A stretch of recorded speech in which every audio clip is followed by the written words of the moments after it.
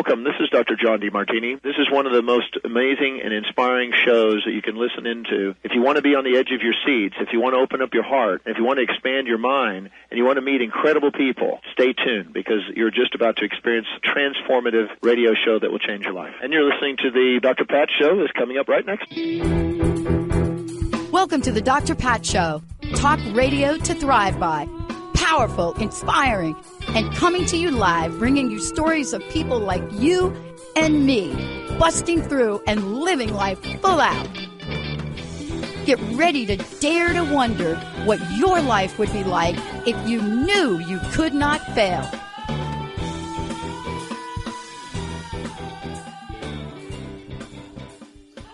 Good morning, Seattle. My name is Leigh, and I'm here with Gretta. We are filling in for Dr. Pat this morning. She is on a well-deserved break today. Gretta and I are from the podcast Shifting Impressions, Conversations with the Realm of Beings, hosted on Transformation Talk Radio, Fridays at 11 a.m. Pacific Standard Time. And our podcast, normally we are myself, Gretta, Yvonne, and the Realm of Beings, but our one co-host could not join us today. And we have a podcast that is centered around the creation of reality. And we talk with you in general conversation about what we're creating in our lives, what realities we're making, and to help us understand what we're creating, how it shows up, and tools and understanding to dissect that to create a reality that's more in line with what the true life you want to live. So we also channel the Realm of Beings. Gretta facilitates that for us. So in the last portion of the show, we will hear directly from them. So Gretta, can you tell the audience more about the creation of reality? Surely. First of all, I think what I'd like to say is that realities are being created by each one of us 24/7. We never stop creating realities. People think that a reality is a big thing, like I'm going to buy a car or I'm going to manifest a house. And that's not necessarily so. For instance, if you are walking down the street and you're putting your right foot in front of your left foot, that's a creation of reality into itself. Because realities are a combination of choices. What choices are we going to make? And there's a myriad of opportunities for us. Some opportunities we wish that we had not taken advantage of in some cases, and in other cases, we wish that we had done something. But it's every moment, and a moment is faster than the speed of light. So every moment we are creating our reality. We are creating our life. And it's all about choice. Yeah, Leigh, you were going to say something. And how are we creating our reality? That's a good one. Yeah, we create our reality by way of thought. You think it. There's some theories about that. Some psychologists were thinking that, does the thought come first? It's almost like the chicken and the egg. What came first? Yes. Does the thought come first and then the emotion? Or does the emotion come first and then the thought?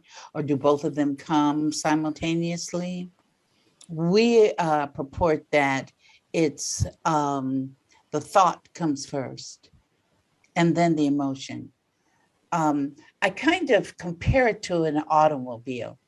If you have an automobile and it doesn't have any gas, you have the vehicle, which is the automobile. It's the car itself, but you didn't put any gas in it. So the only way it's going to be able to move is if you call a tow truck and the tow truck takes it away, or you gather up some people and say, push it to a certain place. But normally, what do? We go and we put gas in the car. When we put gas in the car, we turn it on, it ignites, and then we can go wherever we want to go. So creation of a reality is similar to that, Leigh. It's like we have a thought, and the more we think about it, the more intense emotions that we put on that thought, the faster the manifestation of it.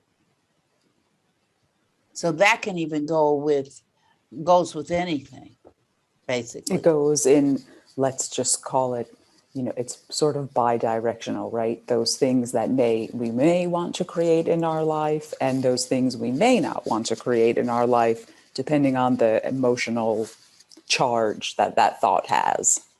Right. And we have to put the charge there.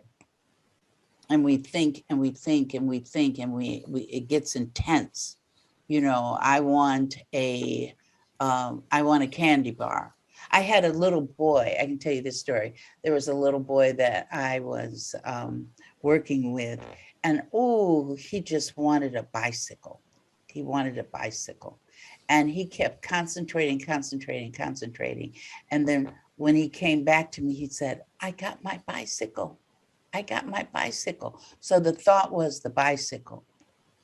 The energy behind wanting that bicycle was the emotion he put on it. That was something that he really, really, really wanted. So he kicked it in. But then there are also things, Leigh, as you know, that there are things that we kick in that we wish that we had never kicked in. And yes, they're out there as well, like illnesses, accidents, all that kind of stuff. Yeah. Yes. Do you want to go there with today's audience? Should we share with them about, these mental equivalencies, how things manifest in our life? Sure. Where should we go? Sure, we can do that with the audience. Mental equivalencies. The idea of mental equivalencies was Matthew Fox was given credit for that back in 1948. Okay. So what we're talking about is not something new. It's really something old.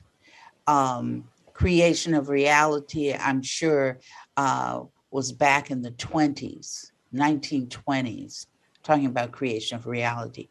However, Seth, the entity Seth, who channeled through Jane Roberts, has been given the credit for coining the term creation of reality.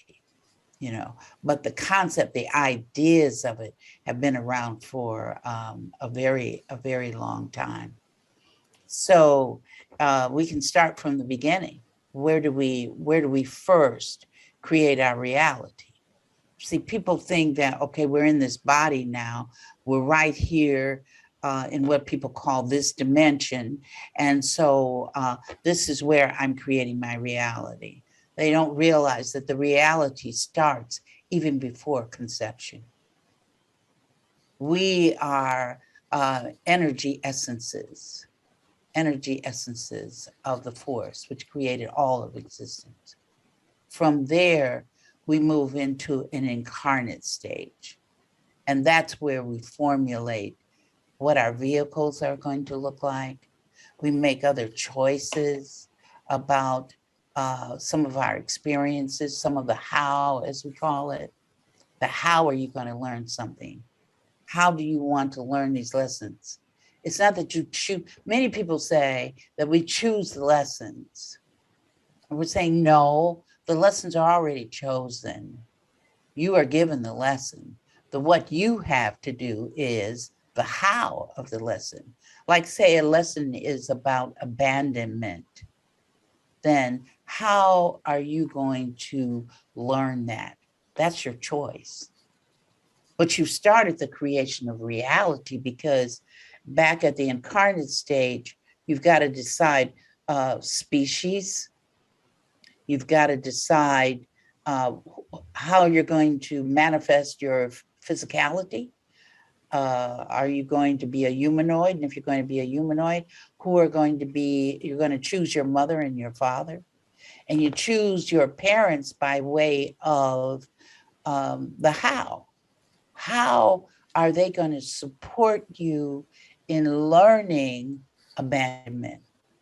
How will they, or maybe you won't even learn it from them, but you're going to pick up their epigenetics, you're going to pick up their genetics. And epigenetics is, making it real simple, is what are they carrying down the line to you? What are they carrying for you? In other words, there's some parents that provide their children with an experience in addiction of some sort. Some parents provide their children with an experience in opulent prosperity or opulent wealth, you see. So you choose the parents according to the lessons that you've committed to learn.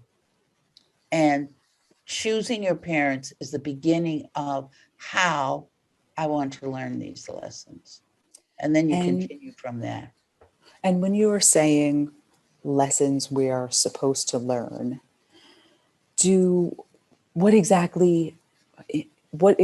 exact context are you talking about? Is that my lesson is abandonment, and I am supposed to learn that I do not need to experience this, or I'm sure people get very sucked into abandonment challenges. So is the idea that we are here to overcome these challenges, or just to strictly experience them without evolving or shifting our impressions about it? What are we supposed to do? Well, the idea is that we've joined this drama, we've joined this play so that we can experience ourselves. And some of us, we put in joy, we put in peace, we put in unconditional love. So there are a lot of things that are in that. It's like a vegetable soup. You know, I remember when I was a kid, and my great grandmother would say, okay, here we're having vegetable soup for dinner. So the first thing I'd look at wouldn't even be the liquid of the soup. I'd look and see what are the vegetables in there and find the ones that I like the best. And then that's what I would eat, like the green peas. I used to love green peas because they were sweet. So I would search out all the green peas. It's like vegetable soup. What do I want to experience with these lessons? How am I going to do it? But see, there are two lessons that we all have in common, basically two. I'm talking about the basic ones. One is the fact that we want to learn, and let me put learn in quotes, because it's not about us wanting to learn something as it is about us wanting to remember something. Because all of these things that we've been learning in books from all kinds of people, from entities outside of this earth, all of those things, we already know all of it. We really do. But what we're doing now today, and the people that are listening to us, the audience, is remembering. We're helping them to remember these things. Remember about creations of reality, how we create. We already know this, really. We already know it. So the two lessons are, one, to love ourselves. A lot of us don't love ourselves. And once we came into the vehicle, we came out of the incarnate stage and we came into the vehicle, we learn from the people that we bring to us, that we create to bring around us, that we don't love ourselves. Or some people will create to bring people around them that show that they do love themselves. So unconditional love of self is one for everybody, every humanoid. The And next the thing, second, separation. That's that there is no separation. correct. There is no separation, really. It's an illusion. See, we have creation of reality, and creation of reality is really creating a lot of illusions. These are all illusions we're creating, but they appear to be so real. You know, like if I stub my toe, what am I going to do? Probably if it really hurt, I'm going to say, ouch, you know. So it's challenging to tell somebody, well, you know, you really didn't stub your toe. You know, what do you mean I didn't stub my toe? Right. I felt it. Right. Right. So, you know, so don't tell me that I'm living in a world of illusion, but it is. It is illusion, very, very illusionary. And it makes us think in this avenue or this drama that we're in, that it's real. So it's unconditional love of self, and there is no separation. We're all one. There's only oneness. And we will end on oneness. Thanks so much for listening. If you have any questions for us, please feel free to call at 800-930-2819. We're taking a short break. We'll be right back.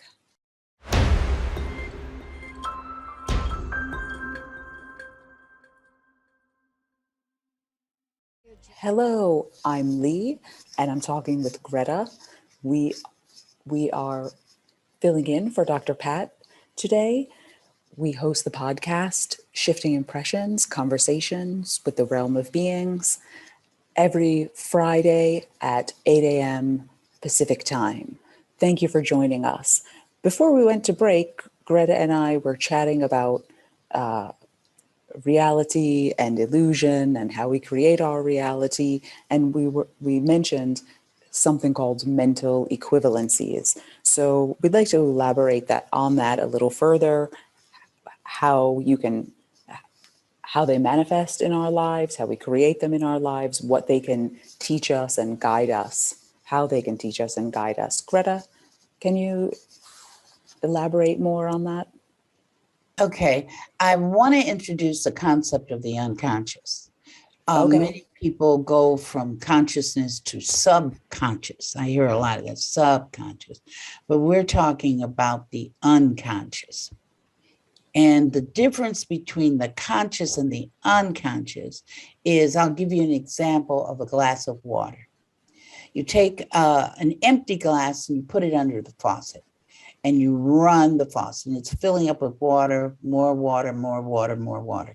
When the glass is totally full, then the water starts to run over the sides. It displaces it so it can take in new water. That's equivalent to your consciousness. Now, the unconscious, let's take that same glass. It's empty. We put it under the faucet. We turn on the faucet, and the water never runs over. It just keeps taking in, and taking in. That's the unconscious. The unconscious never forgets anything and retains everything. It knows when you ate your first candy bar. It knows when you first sneezed. It doesn't forget anything. Everything is contained within its memory. Okay, with that, now let's move into the creation of reality and mental equivalencies. Let's say you've been working very hard on the job. You've had a very stressful day, and then you start to experience a headache. And you say, "Oh, I have a headache," you know. Okay. Usually you just think, okay, I have a headache and that's it. Let me go take some aspirin. And that's as far as it goes. The concentration then is to get rid of the headache. That's the focus. But when we talk about creation of reality and you think of that headache, then you're going to start to think beyond just the headache. You start to begin to think on why do you have the headache in the first place? So why becomes a very important word when we're talking about creation of reality. Why did I create? Notice what I'm saying, because the headache just didn't come out of nowhere now. Because anything that happens with you, you created yourself. I don't care what it is. I don't care what it is. If it's happened to you personally, then you created it. So the headache is a personal experience of yours. So you created it.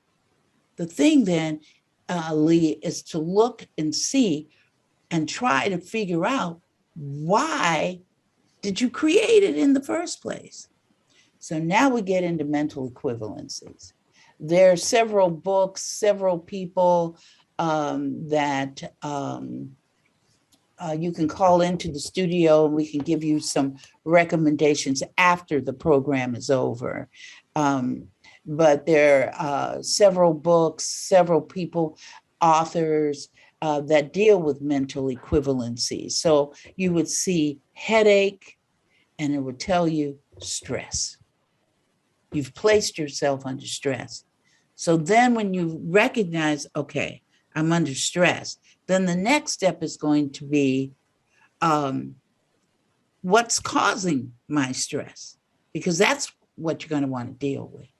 Sure, you're going to take that aspirin. I'm not saying for you not to take that aspirin or whatever medication you choose to take for headaches, you know. And if you've created to experience a migraine headache has a different mental equivalency to it, Leigh, than just a headache. Okay. Those are two different things. So there are two different reasons. Migraine headache versus regular headache. So see your body. I'm sorry, Leigh, go ahead. You were going to ask. Oh, I was going to say mental equivalencies are such an interesting topic when you can understand that you are creating this, but your body is giving you clues as to if you're unaware of what you're creating. I think the last place we sort of get a little message is in the physical body. So, right, if you don't deal with it at other levels, it comes knocking on the physical body, like that stub of the toe or the headache or, some other more serious conditions, right? But if you know that this exists and you know that you're creating it, it's such a powerful tool for you to observe what you're doing.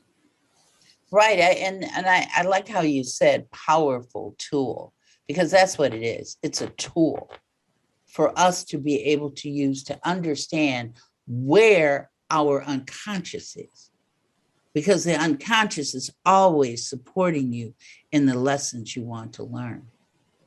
And ladies, may I interrupt for just 1 second? We have a caller that's actually been waiting very patiently with us. A really good question for you guys, if I'd like to bring her on. Oh, yes. Fabulous. Yeah, Thank you. Yeah, you're welcome. Sorry to interrupt. It's Deb from New Jersey. Hi, Deb. What's your question? Hi, Deb. Hi. I was wondering if my question is how do we live in the realities of the illusions? What are some ways to deal with these realities that are illusions? Any tips or thoughts on that? Well, one thing would be to understand, that you create your own reality. That's the biggie, is to understand that first. And then the next thing is you can use the mental equivalencies to help you figure out how did you develop this. But now, Deb, you're talking about, well, how do we deal with it? How do we deal with something that we don't want? Or I get a sense, Deb, are you trying to get at the, maybe not your the collective's reality that we share? Are you talking more about that? That maybe you feel that we don't have control of, we're just a part of some collective reality? Are you still on the line? I guess both, because sometimes they go hand in hand. Right, that's possible.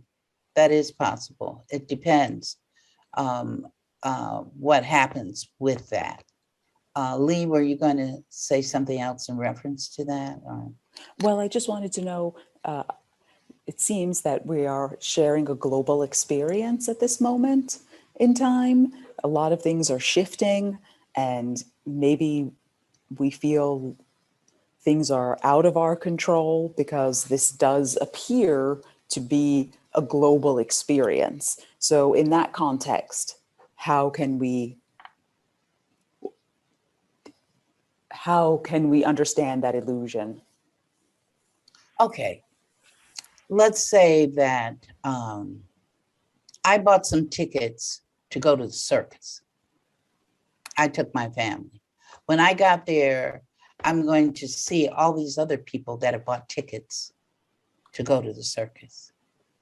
So we are sharing a collective creation of reality. A collective creation of reality in that we all want to go see the circus. So you're in your house, another person is in their house, another person is in their house, but we all come together. We all buy tickets and we all come together to experience the circus. That's a collective consciousness. When you go to a football game, you have the stadiums filled with thousands and thousands and thousands of people, there to enjoy the football game. So that's a collective consciousness. We're coming together collectively to experience the football game. So there are times in this world experience that we have come together as a collective to experience something together. It might be going into a classroom, a 5th grade classroom, and the children are all there with the teacher. That's a collective consciousness. They just didn't pop up and say, okay, I'm going to 5th grade and I'm going to Joe Schmo's classroom. No, they come together, but there's a creation of reality there. Even if they didn't know the teacher, there's a collective, and then they come together and they form this experience in this classroom. So we are constantly in a state of formulating collective consciousnesses. Some of them that probably we wish we had never created. Like, for instance, a World War II was a collective consciousness, Another collective consciousness would be the people that go to space, the astronauts that are going to space, even if it's only 3 or 4 of them going up at one time, but there's a collective consciousness between them going on, that they're sharing this experience at that time on that day and going up into space, be it that they go up and come straight down, or be it that they stay there for 30 days. I think one group stayed up there for a year. So that's a collective. I'm coming together with you. So we have a lot of collective experiences that also have mental equivalencies. Okay, so how can we learn from that? Like let's going to space seems like a great thing. Maybe going to class is also pretty good for most people. But if you're collectively experiencing like our current global situation, which some of us may or may not want to participate in. I mean, what do we have to learn from that on an individual level to shift something? On an individual level to shift, certain experiences are created out of fear. And when you have an experience that's created out of fear, you really want to deal with that within yourself. Because when you fear something, the energy is so strong that it will provide you with the experience that you fear. So one thing you want to do is to see yourself always. If it's an experience that you do not want, is to stay within yourself, being safe and secure. But the big thing is to love self. I know when we did one podcast, someone made a comment about, well, I don't think it's very important to love self. That is one of the really, really super important things, is to learn to love self. Because when you love, see, it's create, support, create. And I know we won't be able to explain this whole thing about creation of reality in 1 hour, but it's to love self. When you love self, appreciate yourself, you're going to create people that come around you. You're going to bring them. Law of attraction, people like to use that. Law of attraction. You're going to attract people who support you in loving yourself. That's the thing.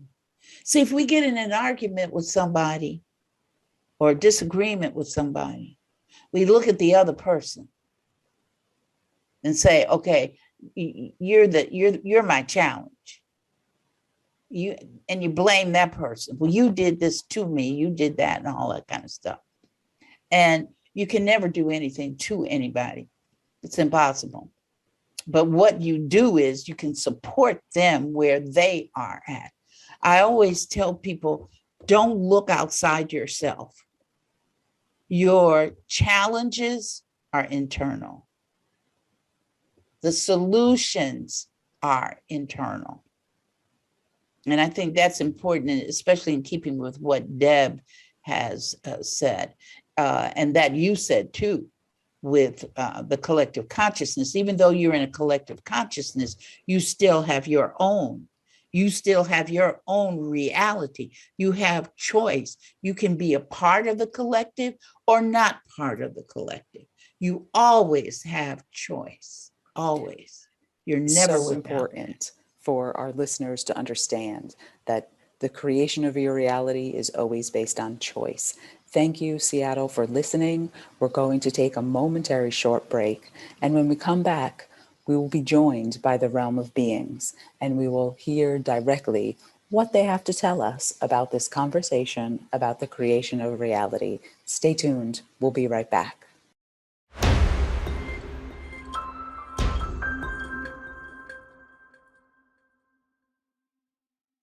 Hello, thank you for listening. My name is Leigh, and I'm here with Gretta. We are the hosts of the podcast, Shifting Impressions, Conversations with the Realm of Beings, hosted on Transformation Talk Radio, Fridays at 8 a.m. Pacific Time. So Gretta and I are filling in for Dr. Pat today. Our colleague Yvonne is absent. Unfortunately, she couldn't join us. On our podcast, the third segment of the podcast, we have a direct link through Gretta to the realm of beings. So if you would like more information on channeling or what it is, please, you can find our podcast on Transformation Talk Radio or iTunes or Spotify. Go to the first episode and we tell you all about what we're doing here. So the realm of being should be with us now. Realm, are you here? Yes. Thank you for joining us this morning. Gretta and I have been talking about the creation of reality. Do you have anything more to share with the listeners today?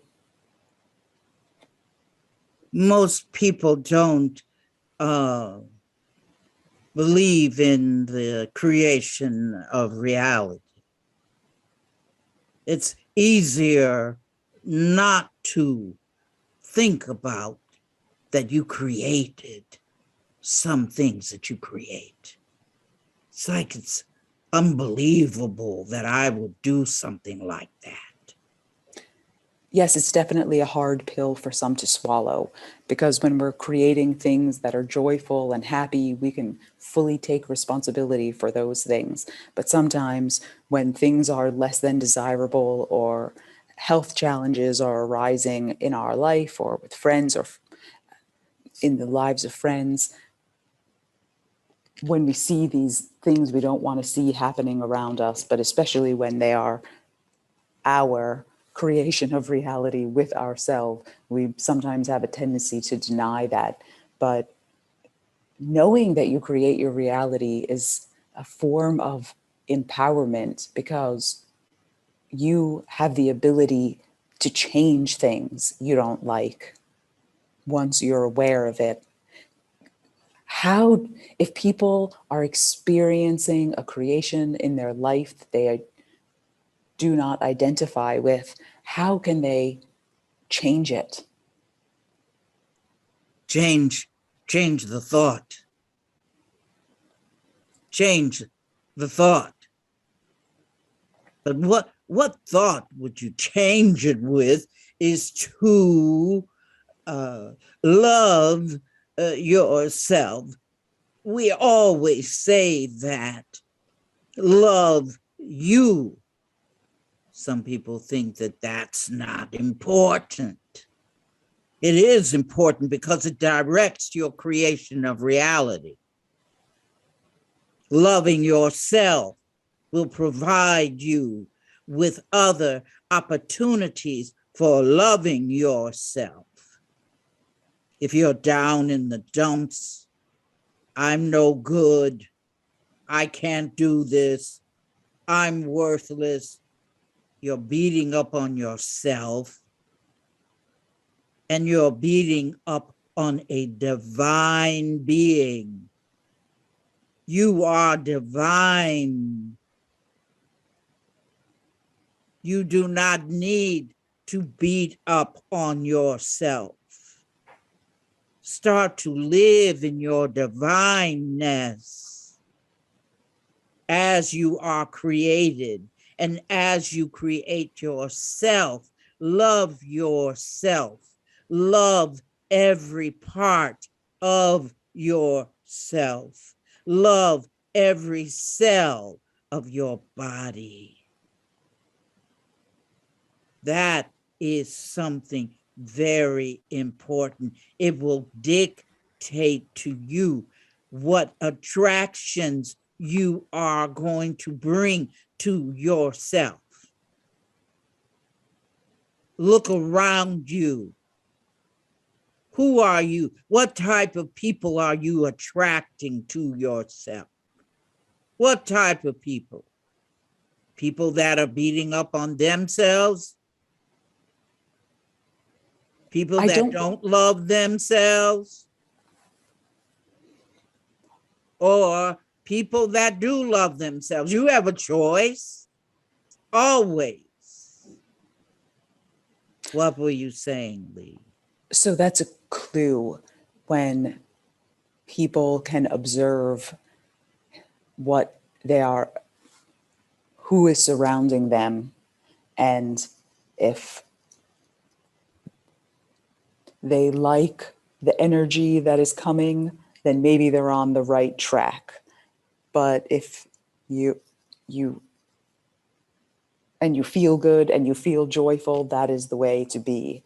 However, if you don't want to look internal yet, but you externally see what's manifesting around you, and you try to judge it as not good or not the energy you want or bad influences, if you're seeing that, that means you have to turn internally to see what actually is in you. Yes?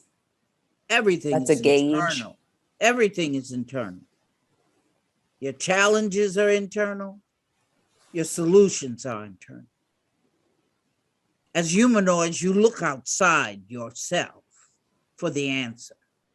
The answers are inside you, deep inside you.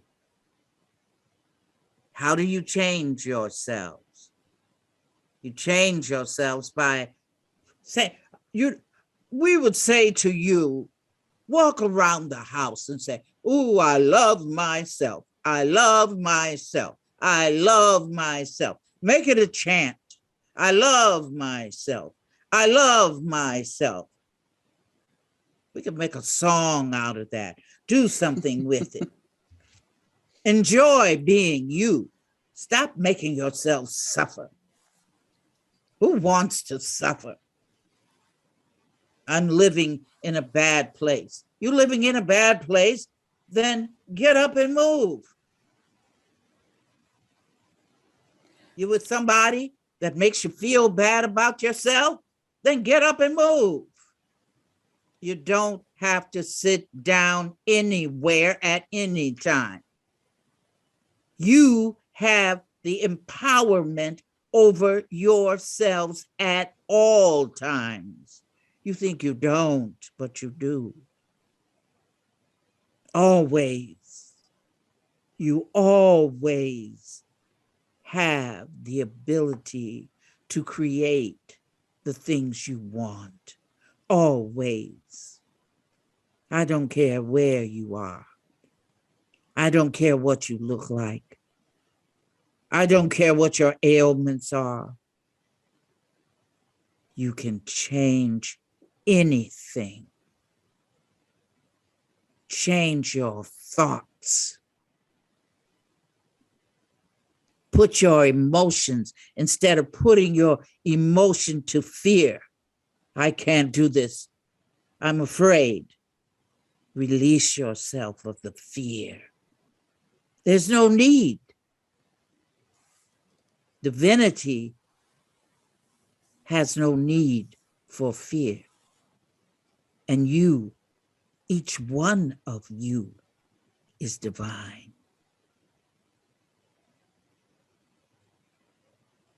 So if someone is finding themselves in a place where maybe they're not feeling so good, they're feeling depressed, I mean, can you start with a small thing? I mean, if you're not ready to fully embrace loving yourself, if you find a little inkling of joy in a sunset or a flower and you start there with some external appreciation, is that the one stepping stone to getting to self-love?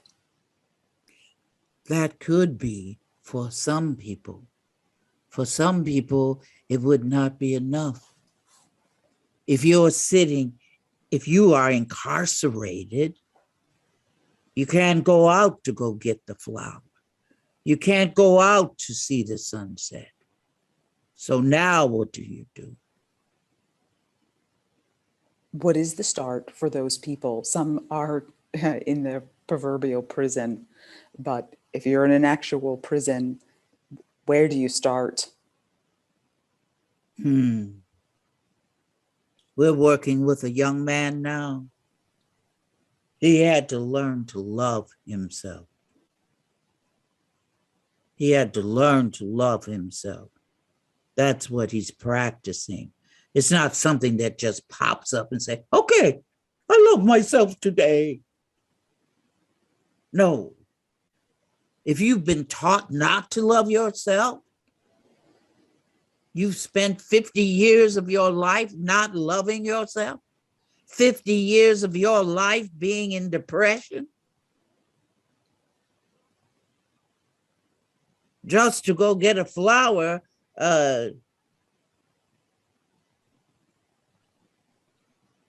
have to go deeper than that. They have to go deeper into themselves and decide, I'm better than this. I'm better than this. I know I am. I am a divine being. I can and I will love myself. Notice we're like speaking in the future, but some people only know present, past, present, and future. They don't understand the nowness. So for those who are at not the nowness, think of what you call the future. See it brighter than what it is. Write down on paper what it is you want. Study it. Study what you want. You have to change yourself. It just doesn't happen. You go around the corner and say, whoops, I'm changed. Thank goodness. I'm changed. No. You have to decide, this is what I am going to do. And don't be lonely. You know, some people say, oh, I'm lonely, I'm by myself. Forget that. We're all by ourselves, me included. But I thought we Yes. were all connected. Yes, we are all one, Leigh. But in being humanoid, people think of the term, if there's not another person next door, or there's not another person that they're living with or that they're being with, they see themselves as being alone. It's another illusion. It's another illusion of aloneness. We are getting to the end of the hour, Realm. Do you have anything brief that you would like to leave the listeners with? We're going to leave them with the same thing we said over and over and over again. Love and appreciate yourselves. Love and appreciate yourselves. If it's your fingernails you like, start there. If it's your hair that you like, start there. If it's your feet, start there. Start somewhere about you that you are loving you, and then make it more and increase it more and more and more until you are loving your totality. Remember, you are divine. Thank you, Realm. Thank you, Seattle, for listening. Gretta and I had a wonderful time filling in for Dr. Pat today.